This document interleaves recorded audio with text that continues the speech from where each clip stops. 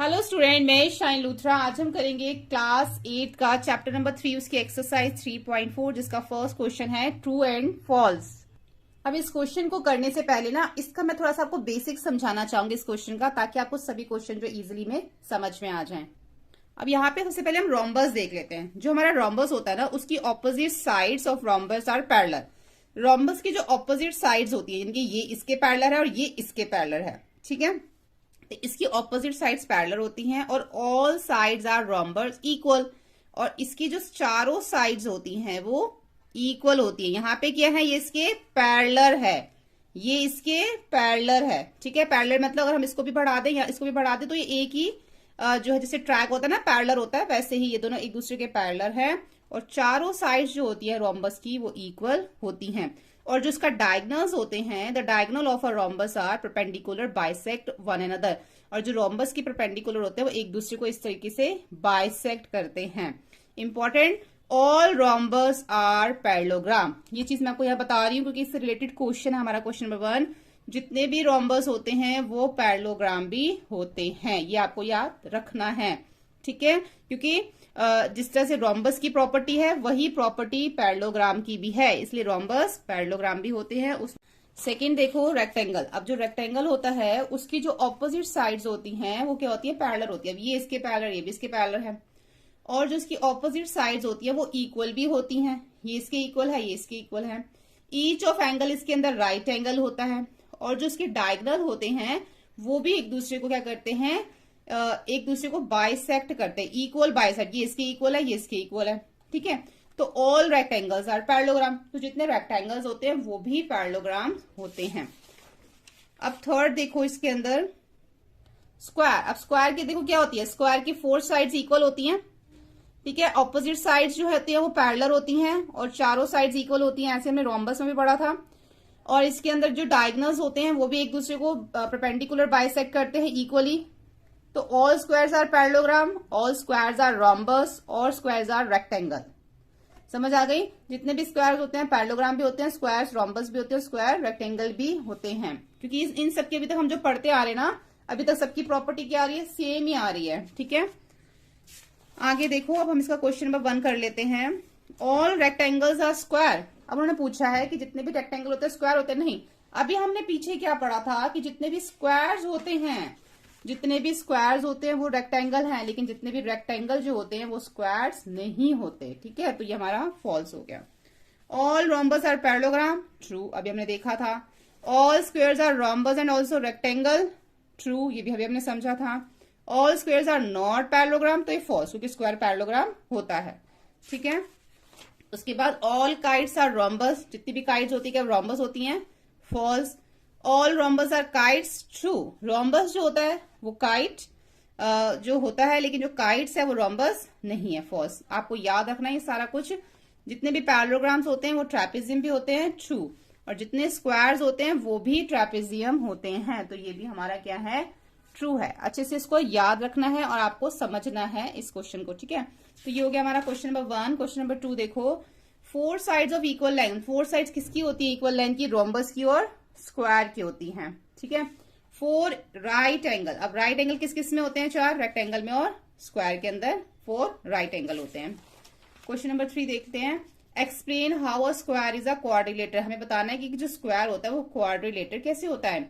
A square is a 4 side, square की 4 sides होती हैं, सो इट इज अ क्वाड्रिलेटर, तो वो क्वाड्रिलेटर हो जाएगा, उसकी 4 साइड है। Explain how a square is a parallelogram.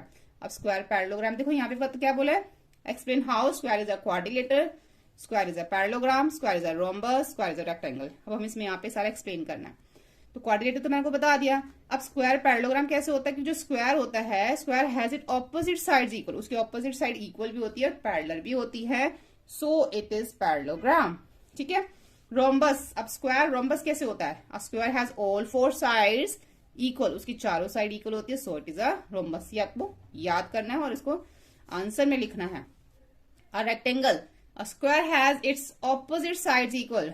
अब स्क्वायर की ऑपोजिट साइड्स क्या होती है, इक्वल और पैरेलल होती हैं, with each angle are right angle, so it is a rectangle. इसलिए स्क्वायर जो है वो रेक्टेंगल होता है, ठीक है, उसके बराबर।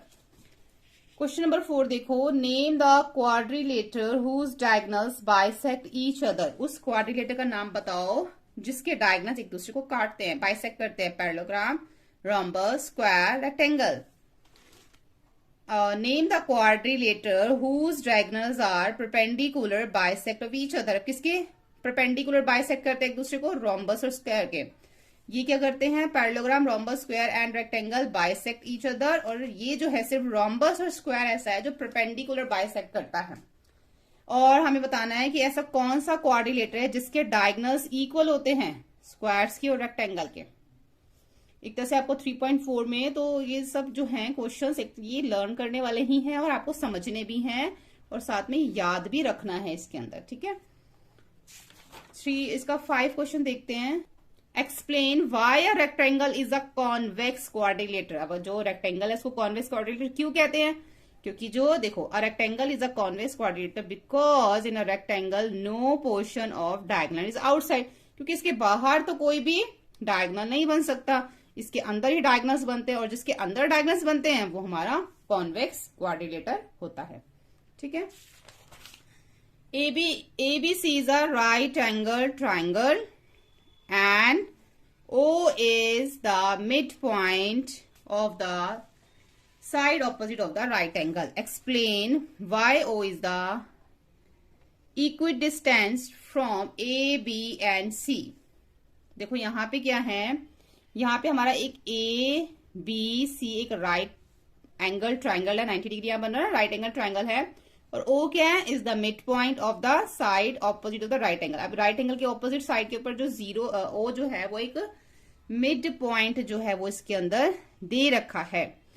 तो इसके अंदर हमें जो एक्सप्लेन करना है कि जो हमारा O पॉइंट है ये किस तरीके से AO कि जो OA है उसके इक्वल है OC के, और किस तरीके ये OB, मतलब कि हमें इसमें बताना है इक्वी डिस्टेंस, मतलब कि जो इन तीनों का जो डिस्टेंस है ना वो इक्वल है। हमें इसमें ये बताना है कि कैसे है इसका डिस्टेंस और इसका डिस्टेंस कैसे इक्वल है। साथ में उन्होंने बोला वो the dotted lines are drawn additionally to the help you. अब जो डॉटेड लाइन हम यहाँ पे जो ड्रॉ करी है यह इसकी हेल्प के लिए, जिससे कि हमें पता चलता है कि ये जो है क्या है, ये जो है इसकी ऑपोजिट साइड्स भी है और साथ में ये इसके इक्वल भी हैं। देखो, since the opposite sides are equal parallel to each other and four all angles are 90 degree, therefore ABCD is a rectangle. अब ये इसके क्या है? ऑपोजिट साइड है, तो क्या है? ये इसके इक्वल है। और ये क्या है? ये भी इसके इक्वल है। साथ में ये लाइंस क्या है? ये इसके पैरेलल है और ये इसके पैरेलल है, ठीक है। तो इससे पता चलता है, और इसमें क्या है? 4 एंगल्स भी हैं, तो इसमें पता चलता है कि ये रेक्टेंगल है, ठीक है। We know that in a rectangle diagonals are equal length and bisect each other. हम ये भी जानते हैं कि जो रेक्टेंगल के जो डायगोनल होते हैं वो एक दूसरे को बाइसेक्ट करते हैं और क्या होते हैं? वो इक्वल भी होते हैं, जैसे कि हमने प्रॉपर्टीज में समझा था इसमें। देयरफॉर इसलिए OA इक्वल है OB के और OB जो इक्वल है वो है OC के, इसलिए ये तीनों क्या है? इक्वल है। Hence 0 is the equidistance from ABC।